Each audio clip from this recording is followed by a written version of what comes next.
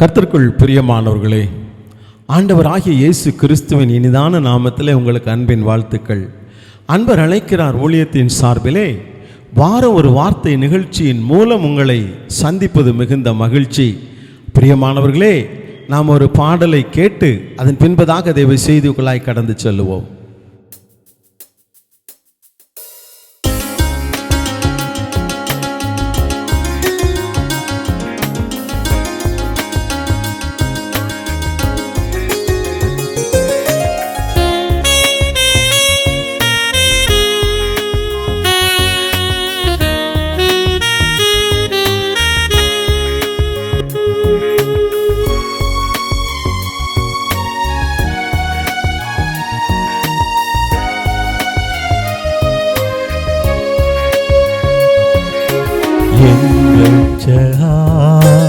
என் இயேசுவே, என்னை அழைத்த நல்மீட்பரே, என் இரட்சகா, என் இயேசுவே, என்னை அழைத்த நல்மீட்பரே, என் உள்ளத்தில் சந்தோஷத்தை தந்தவா உம்மை ஸ்தோத்தரிப்பே, என் உள்ளத்தில் சந்தோஷத்தை தந்தவா உம்மை ஸ்தோத்தரிப்பே.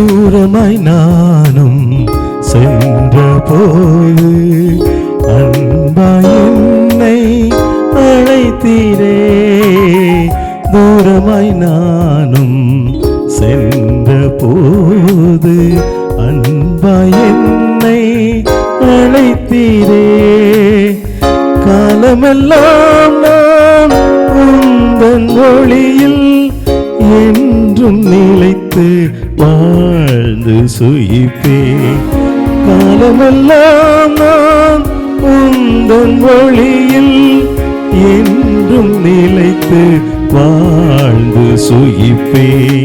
பாக்கியனாய் பாக்கியனாய் இயேசு என் பாவம் தீர்த்தனார், பாக்கியனாய் பாக்கியனாய் இயேசு என் பாவம் தீர்த்தனார், என் இரட்சகா, என் இயேசுவே, என்னை அழைத்த நல்மீட்பரே.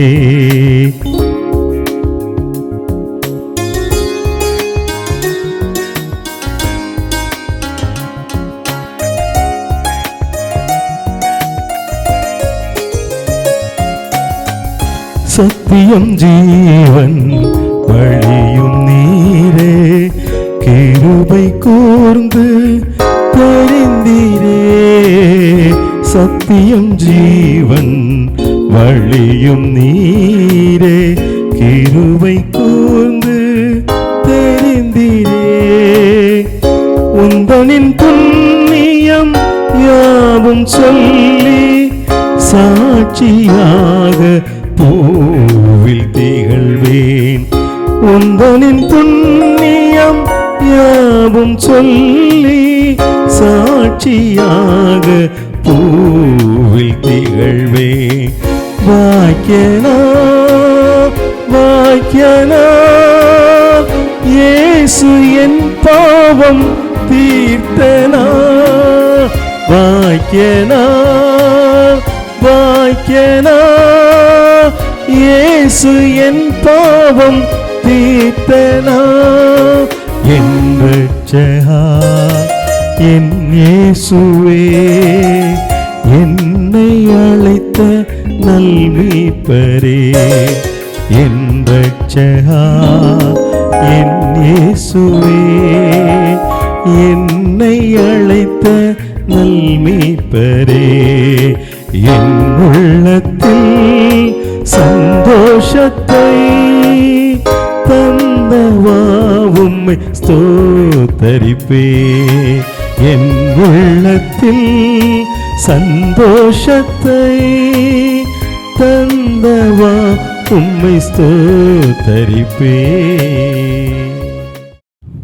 பிரியமானவர்களே, இந்த நாளிலும் தேவ செய்திக்காக ஆண்டவர் கொடுத்த வேத பகுதி பரிசுத்த யோவான் எழுதின சுவிசேஷம் 15ஆம் அதிகாரம் 12ஆம் வசனம். உங்களுக்காக நான் அதை வாசிக்கிறேன். நான் உங்களில் அன்பாய் இருக்கிறது போல நீங்களும் ஒருவரில் ஒருவர் அன்பாய் இருக்க வேண்டும் என்பதே என்னுடைய கற்பனையாயிருக்கிறது. கர்த்தருக்குள் பிரியமானவர்களே, இங்கே ஆண்டவரே இயேசு கிறிஸ்து தம்முடைய சீஷர்களிடத்தில் சொல்லுகிற ஒரு காரியத்தை நாம் இங்கே அறிந்து கொள்ள வேண்டும்.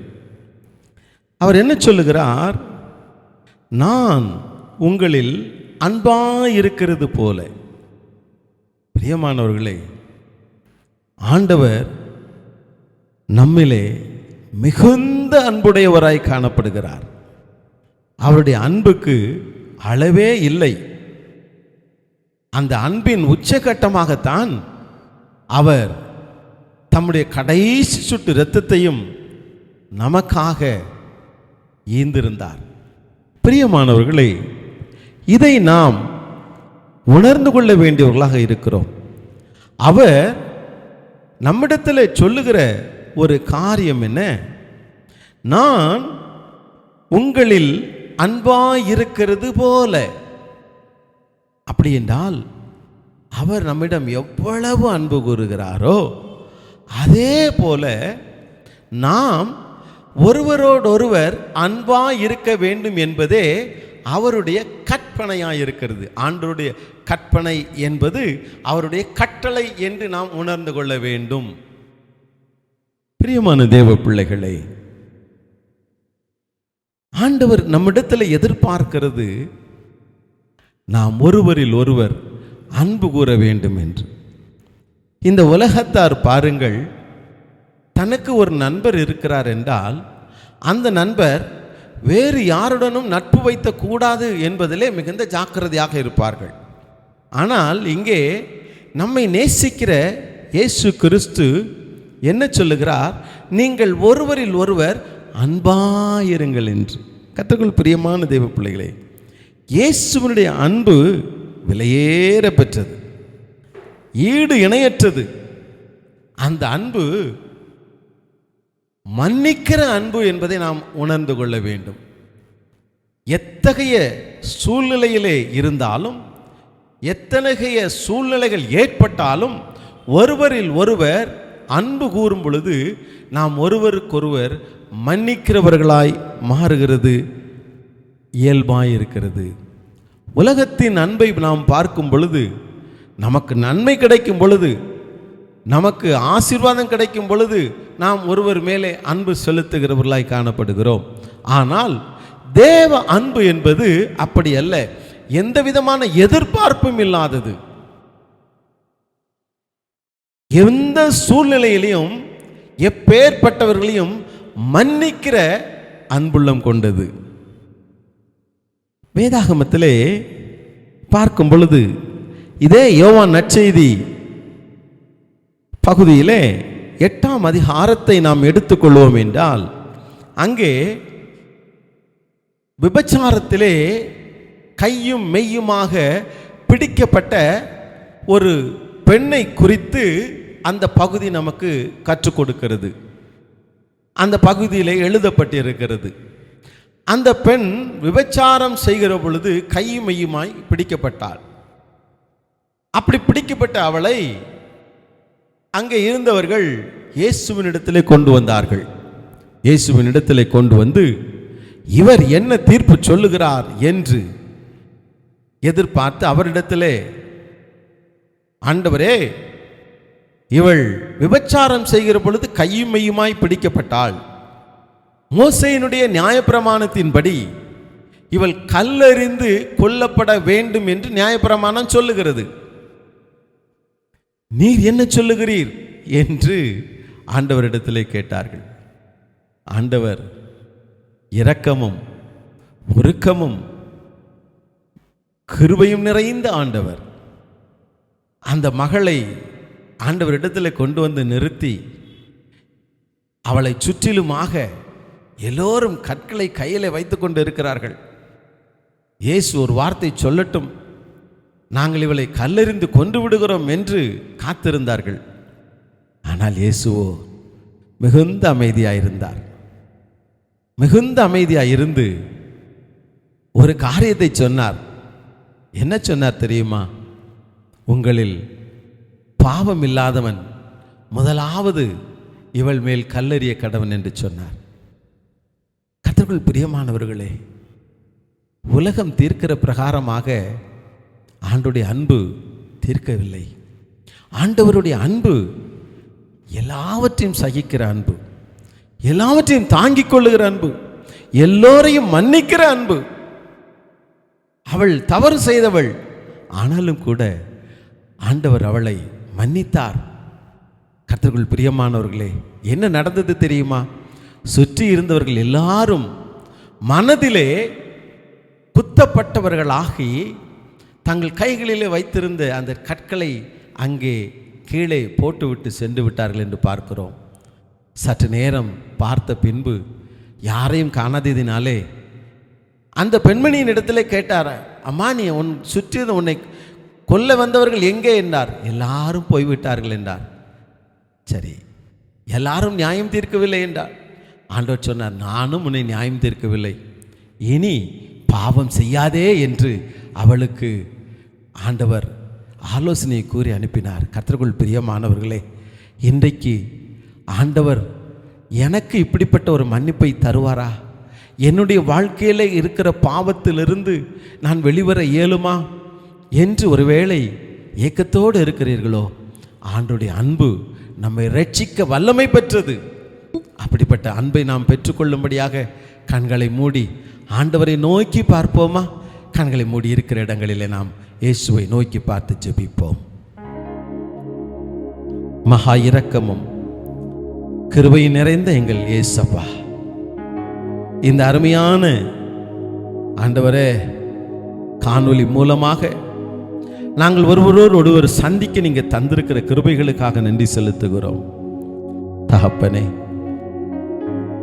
நான் உங்களில் அன்பாயிருந்தது போல நீங்களும் ஒருவரில் ஒருவர் அன்பாய் இருக்க வேண்டும் என்பதே என்னுடைய கற்பனையாய் இருக்கிறது என்று திருவுளம் பற்றின தெய்வமே, ஆண்டவரே, நீங்கள் எங்களுக்கு காட்டின அன்பை நாங்கள் மற்றவர்களுக்கு காட்ட விரும்புகிறோம். எங்கள் பாவங்களை நீர் மன்னித்தீர், எங்கள் குற்றங்களை மன்னித்தீர், எங்கள் மீறுதல்களை மன்னித்தீர். உமக்கு நன்றி, நன்றி அப்பா. தொடர்ந்து தகப்பனே, நாங்களும் மற்றவருடைய பாவங்களை மன்னிக்க, மற்றவருடைய தவறுகளை மன்னிக்க, மற்ற குற்றங்களை மன்னிக்க எங்களுக்கு உதவி செய்யும். எப்பேற்பட்ட பாவியாக இருந்தாலும் நீர் நேசிக்கிற தேவன். அப்படிப்பட்ட அன்பை நாங்களும் மற்றவர்களுக்கு கொடுக்க உதவி செய்யும். எங்களை நீர் அப்படி நடத்தும். நடத்துகிறபடினாலே நன்றி செலுத்துகிறோம். இயேசு கிறிஸ்துவின் நாமத்தில் ஜெபிக்கிறோம் எங்கள் ஜீவனுள்ள நல்ல தகப்பனே, ஆமேன், ஆமேன். பிரியமானவர்களே, கர்த்தர் நமக்கு உதவி செய்ய வல்லவராயிருக்கிறார். நாமும் மற்றவர்களும் இந்த காணொளி மூலமாக அன்பை ஆண்டவரோடு நெருங்கி சேர உதவி செய்ய இதை பகிர்ந்தளிப்போம். கர்த்தர் நம்மை ஆசீர்வதிப்பார். ஆமேன். Hallelujah, hallelujah.